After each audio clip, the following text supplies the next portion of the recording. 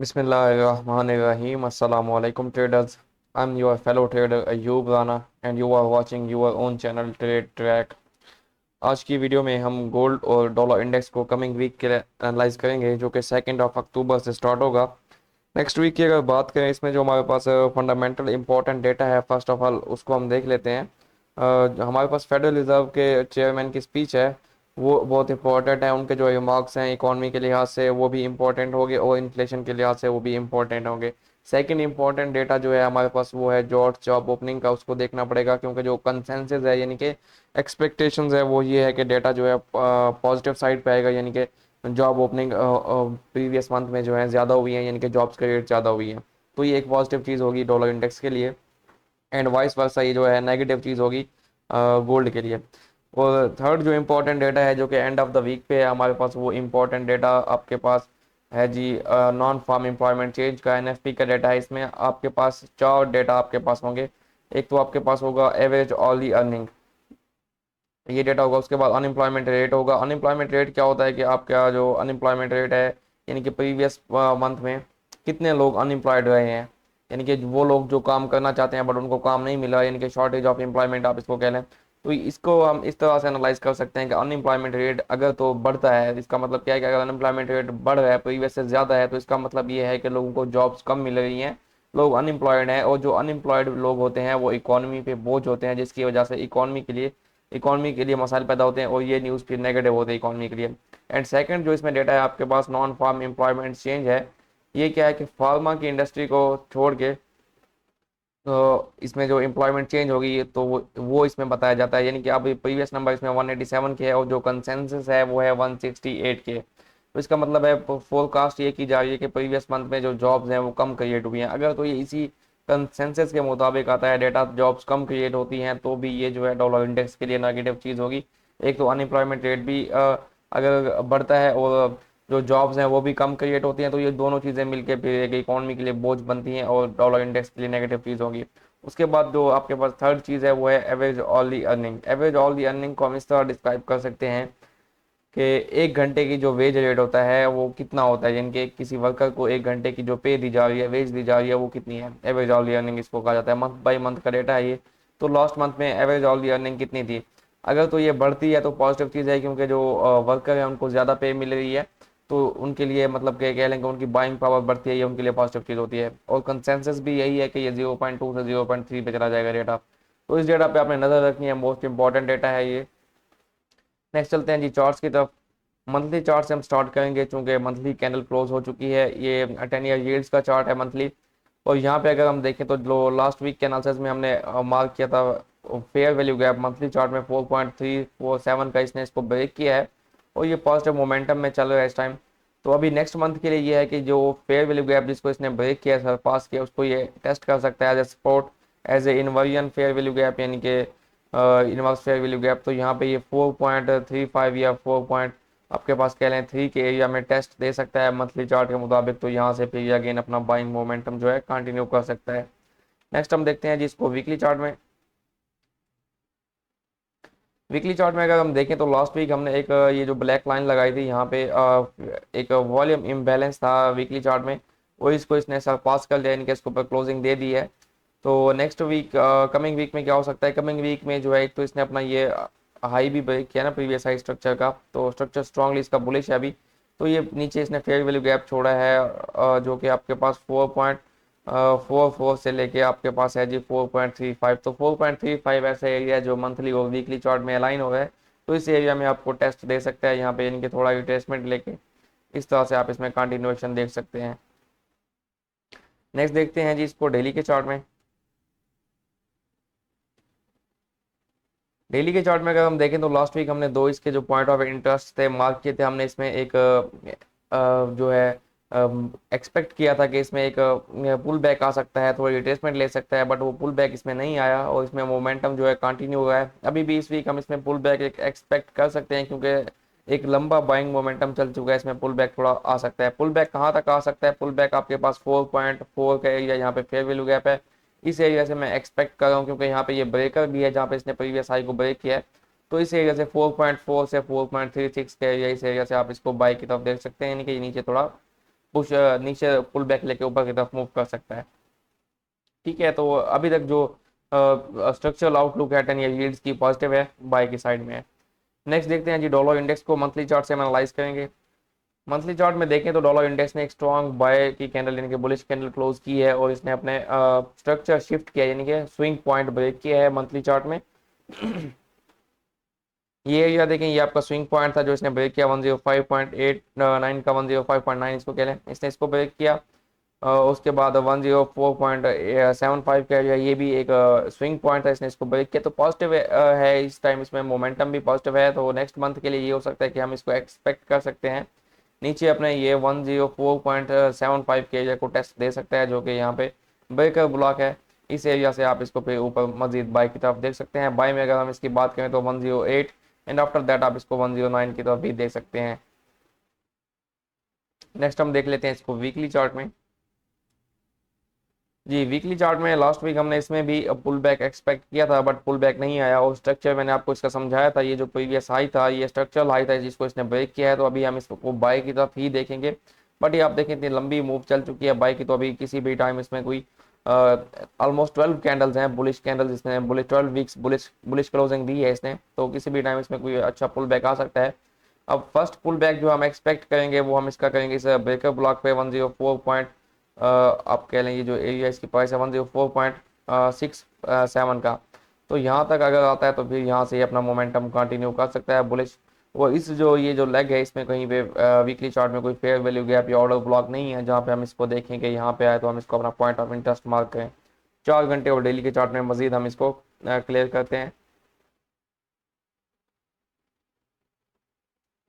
Daily के chart में देखें तो डेली के चार्ट में भी ये अपना स्ट्रक्चरल हाई ब्रेक कर चुका है, ये हाई था, ठीक है, पॉजिटिव है। और अभी डेली के चार्ट में अगर ये नीचे आता है तो नीचे अब लाजमी नहीं है पुल बैक लेता है तो हम एक बात करें कि इसने एरियाज तक ले सकता है। कौन से एरियाज हो सकते हैं आपके? फर्स्ट एरिया यहाँ पे छोटा सा फेयर वैल्यू गैप है 105 के आसपास, इस एरिया में आता है तो यहाँ से आप इसका एक पुल बैक एक्सपेक्ट करके इसको ऊपर की तरफ फिर 107.5 एंड 108 की तरफ देख सकते हैं। 4 घंटे में हम इसको इंट्राडे के लिए देख लेते हैं। अब इंट्राडे की बात करें तो 4 घंटे का स्ट्रक्चर क्या था? 4 घंटे का स्ट्रक्चर ये चल रहा है, काफ़ी लंबा स्ट्रक्चर है। हम यहाँ से इसको नीचे से यहीं से देख लेते हैं। यहाँ पे ये लो लगा है, ठीक है, उसके बाद ये हाई है, आफ्टर दैट ये लो एंड ये हाई एंड आफ्टर दैट ये लो बना है और ये हाई बना है। अब इस हाई को कंफर्म होने के लिए एक पुल बैक लाजमी होता है, यानी कि लो नीचे लगाना होता है। अब ये मार्केट लो लगा चुकी है, अब ये थोड़ा ऊपर जाके फिर मजीद नीचे आती है तो इसका जो point of interest, extreme point of interest है वो इसी एरिया में बन रहा है 105.5 या फिर 105 के एरिया में ये आउट ऑफ ब्लॉक। तो इन एरिया से आप इसको फिर मजीद ऊपर की तरफ देख सकते हैं, यानी कि 105.5 या 105 के एरिया तक ये डाउन आता है तो फिर आप यहाँ से इसको बाय की तरफ देखेंगे। एंड जो इसका टारगेट होगा वो 107.5 एंड 108 तक हो सकता है, ठीक है। तो अभी के लिए बुलिश है, एक थोड़ा पुल बैक आता है तो इसमें फिर ये नीचे से बाय की तरफ जाएगा। नेक्स्ट देखते हैं जी, गोल्ड को मंथली चार्ट से हम इसको एनालाइज करते हैं। ये गोल्ड का मंथली चार्ट है, जैसा कि आप देखें क्योंकि ये इनका इनवर्स कोरिलेशन है डॉलर इंडेक्स और 10 ईयर यील्ड्स का गोल्ड से, तो जैसे उनमें पॉजिटिव कैंडल्स यानी कि बाय की कैंडल्स बनी है, इस तरह गोल्ड में एक strong bearish candle monthly close हुई है। अब गोल्ड में नेक्स्ट वीक के लिए जो इंपॉर्टेंट लेवल है वो आपके पास है जी 1805, 1805, यस 1805 जो है एक मंथली ऑर्डर ब्लॉक का लो भी है। अगर तो इसके नीचे क्लोजिंग आती है तो फिर तो ये आपके कह लें कि 1700 की रेंज में भी जा सकता है, बट 1805 के लेवल पे आपको इसको देखना पड़ेगा। अभी तक मंथली चार्ट में क्लोजिंग तो बेरिश आई है, बट स्ट्रक्चरल लिहाज से देखें तो कोई इसमें बेरिश साइन नहीं है, ये जस्ट एक पुल बैक है। नेक्स्ट हम इसको देखते हैं वीकली चार्ट में। वीकली चार्ट में अगर हम देखें तो वीकली चार्ट में लास्ट टाइम मैं आपको स्ट्रक्चर समझा चुका हूँ 2-3 बार। वीकली चार्ट का स्ट्रक्चर ये है कि ये जो है आपके पास लो था, ठीक है, उसके बाद यहाँ पे चेंज ऑफ कैरेक्टर हुआ और ये हाई बना, यहाँ पे ये लो बना है, नेक्स्ट हाई ये लगा है। और अब ये जो लो है आपके पास रिसेंट स्ट्रक्चर कौन सा है? रिसेंट स्ट्रक्चर जो है आपका यहाँ पे ये लो है और ये हाई है। लो की जो वैल्यू है आपके पास, वैल्यू की बात करें तो इसकी वैल्यू है आपके पास जी 1805, वही जो हमने मंथली चार्ट में देखी है 1805 का ये लो है। 1805 का जो ये लो है इसके ऊपर जो है यहाँ पे ये ऑर्डर ब्लॉक है और ये आपका एक्सट्रीम पॉइंट ऑफ इंटरेस्ट है ये ऑर्डर ब्लॉक, ठीक है।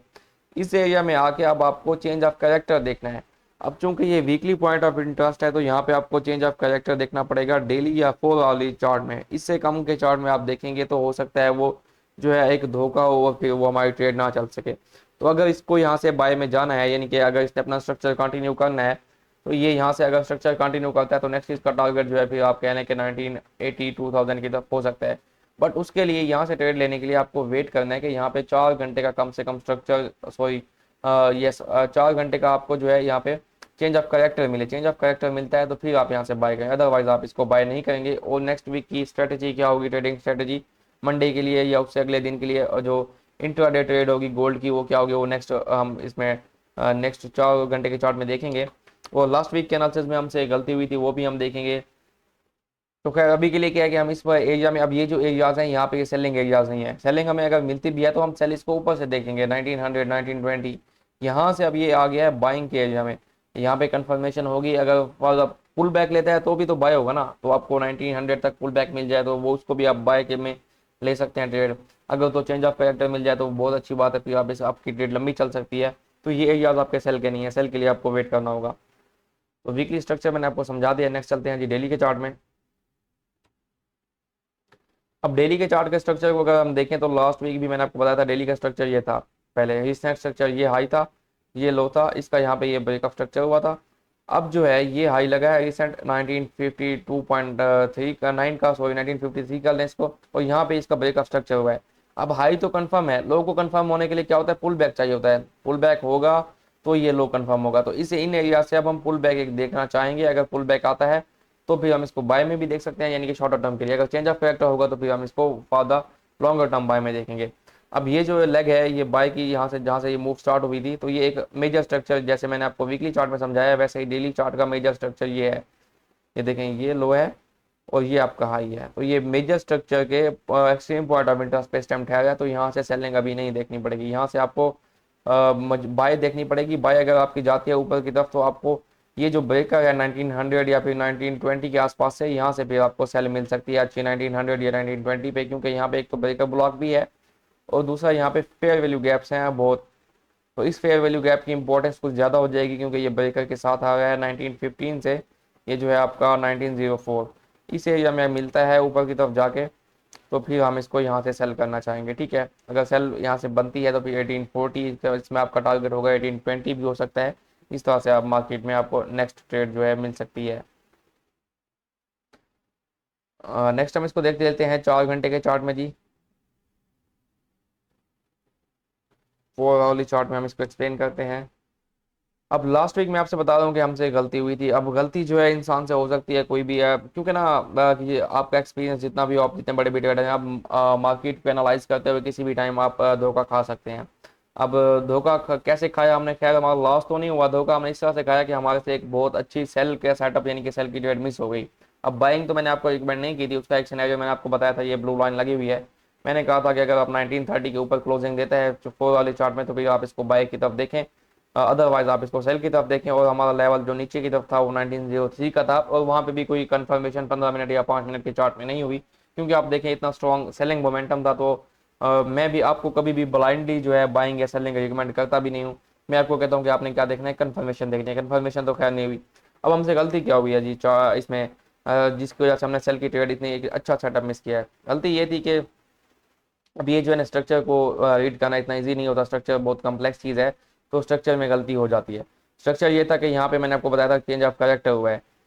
अब जब चेंज ऑफ करेक्टर हुआ है तो ये हाई था आपका और ये लो था। अब ये जो बीच में पुल बैक था ये आपका इंड्यूसमेंट था, इस पुल बैक का क्लियर होना लाजमी था। जब ये पुल बैक क्लियर हुआ तो आपका एक्सट्रीम पॉइंट ऑफ इंटरेस्ट यहाँ पे था, तो यहाँ से आपका स्ट्रक्चर आपको सेल बता रहा था। अब जब मैंने सेल की इतनी बड़ी मूव देखी तो मैंने देखा कि कहीं पे ना कहीं पे हमने कोई गलती की है। तो उसको एनालाइज करते हुए मुझे यानी कि पता चला कि यहाँ पे स्ट्रक्चर को रीड करते हुए मुझसे थोड़ी गलती हुई, जिसकी वजह से हमारे से सेल का स्टेप मिस हुआ।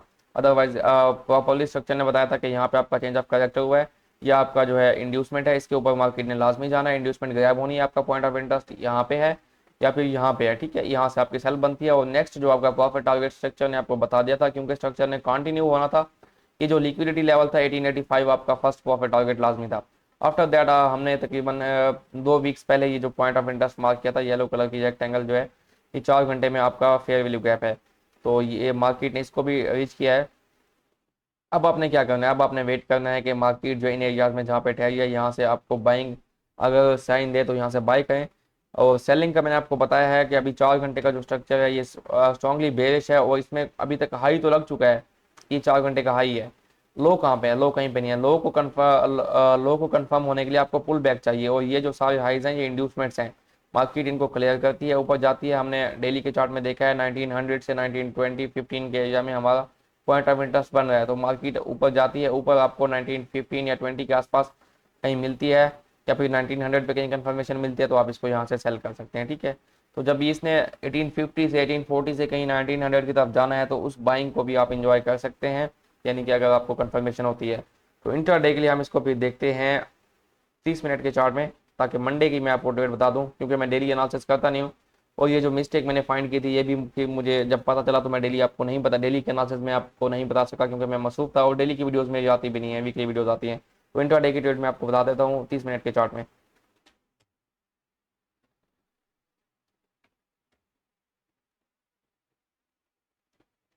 अब ये 30 मिनट का चार्ट है। फर्स्ट ऑफ ऑल तो मैं आपको यहाँ पे बताता हूँ कि जो मंडे आपकी ट्रेड बनी, मंडे अब स्ट्रक्चर क्या था, मंडे स्ट्रक्चर इंटरनल स्ट्रक्चर ये चल रहा था, ये लो था और ये हाई था, यानी कि ये कंप्लीट एक लेग बनी थी जो लास्ट वीक में बनी थी। और इसमें आपके पास मैं थोड़ा चार्ट को बड़ा कर लेता हूँ ताकि आपको क्लियरली दिखाई दे। इसमें आपके पास जो है ना ये लो लगा, फिर ये हाई, एंड आफ्टर दैट ये लो, एंड देन ये हाई, एंड देन ये लो, एंड देन ये हाई, और ये हाई ब्रेक नहीं हुआ जिसकी वजह से लो यही रहा। अब जब इस लो के नीचे क्लोजिंग आई तो इंटरनल स्ट्रक्चर ब्रेक हो गया, यानी कि चेंज ऑफ कैरेक्टर हो गया। ये देखें ये लो स्ट्रक्चर शिफ्ट हुआ, और ये चेंज ऑफ कैरेक्टर हुआ, तो ये जो है आपकी पुल बैक्स जो थे ये इंड्यूसमेंट्स थी, इंड्यूसमेंट्स मार्केट ने क्लियर किया। आपका यहाँ पे देखें तो यहाँ पे 15 मिनट के चार्ट में फेयर वैल्यू गैप है, 30 मिनट के चार्ट में ऑर्डर ब्लॉक है। तो ये एरिया आपका था सेल का, देखिए एक्जैक्टली मार्केट ने इसको टैप किया और पिन पॉइंट एक्यूरेसी के साथ, यानी कि इसके ऊपर विक भी नहीं गई, तो यहाँ से आपकी सेल थी। उसके बाद जो आपका स्ट्रक्चर चला है 30 मिनट के चार्ट में आप बात करें तो ये जो आपका हाई बना है, एंड आफ्टर दैट ये लो बना है, ठीक है। और नीचे स्ट्रक्चर को कंटिन्यूएशन देखें तो हम स्ट्रक्चर की कंटिन्यूएशन नीचे है जी आपके पास, ये आपका हाई बना, and after that where is the low, ये लो, एंड आफ्टर दैट ये हाई है। तो स्ट्रक्चर जो है कम्प्लेक्स चीज़ है, स्ट्रक्चर को पहचानना ही मुश्किल होता है। स्ट्रक्चर अगर आपको समझ लग जाए तो फिर आपकी ट्रेड इजी हो जाती है। खैर मंडे की बात करते हैं, मंडे आपको ट्रेड लेने के लिए क्या करना है। मंडे का जो रिसेंट स्ट्रक्चर है वो आपका हाई है 1879.97 का, यानी कि 1880 का आपका हाई है। जब तक 1880 के नीचे है मार्केट, 30 मिनट की 15 मिनट की क्लोजिंग इसके ऊपर नहीं मिलती तो आप मार्केट को सेल में ही देखेंगे। अगर तो इसके ऊपर क्लोजिंग मिलती है तो फिर आप नीचे से बाइंग का वेट करेंगे। तो खैर मंडे जब मार्केट अगर ऊपर की तरफ पुल बैक देती है तो मैंने ये पॉइंट ऑफ इंटरेस्ट मार्क किया जो आपके पास 1872 से 1874 के एरिया, यहाँ पे आपको 5 मिनट का स्ट्रक्चर शिफ्ट मिलता है, तो यहाँ से आप सेल कर सकते हैं। स्टॉप लॉस आप इसको 1880 या इससे ऊपर का दे सकते हैं, या फिर आप वेट कर सकते हैं कि 1880 के ऊपर कैंडल की क्लोजिंग हो। जब कैंडल की क्लोजिंग 1880 के ऊपर होती है तो इसका मतलब क्या है कि छोटे टाइम फ्रेम का जो स्ट्रक्चर है वो बाई की तरफ जा रहा है, तो फिर आप इसको कंसीडर कर सकते हैं ये आपका 1900 या 1920 की तरफ जाएगा, आपको एक अच्छी सेलिंग वहाँ से देने के लिए, ठीक है। तो फर्स्ट ऑफ ऑल आपने वेट करना है 1872 से 74 के एरिया में मार्केट है, यहाँ से आप सेल करें, और आपका प्रॉफिट टारगेट जो है इसमें फिर अगेन 1850 या 1840 तक हो सकता है। अगर तो इन केस 1880 के ऊपर क्लोजिंग आ जाती है 30 मिनट की, तो फिर आप इसको बाइंग में देखेंगे नीचे से, और फिर आप इसको सेल लेने के लिए आपको 1900 या 1920 के एरिया का वेट करना पड़ेगा। तो एक तफसील से मैंने आपको गोल्ड का एनालिसिस समझा दिया, क्योंकि मंथली कैंडल्स क्लोज हो चुकी थी, मंथली एनालिसिस भी बनता था, तो इसलिए मैंने काफ़ी लंबा एनालिसिस किया है। उम्मीद है आपको पसंद आया होगा। अगर आपको एनालिसिस पसंद आया तो वीडियो को लाइक कीजिएगा और कमेंट भी लाजमी कीजिएगा। And after all thank you for watching and good luck for your trades. अल्लाह हाफिज़।